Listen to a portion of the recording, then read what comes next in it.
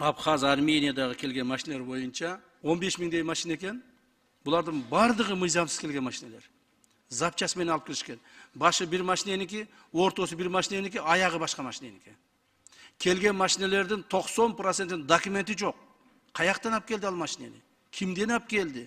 Кімнің машинесі? Тақыр еме жоқ. Легалдаштыру қылабыз біз, наоборот, криминалдаштыру қылып алышыбыз мүмкін. Мен бүгін бардына тапшырма бердім.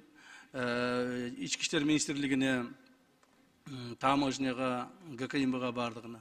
Bir dağın ошол мыйзамсыз алып келген машина көчөлөрдө жүрбөш керек. Себеби ошол көчөлөрдө жүрүп, адамдарды ташып, такси болуп, канчалаган адамдардын өмүрүн алып атат.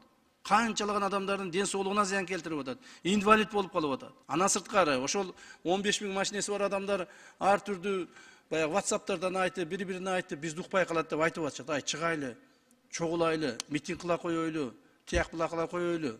Давайте давление кылайлы деп. Не думайте даже. Так?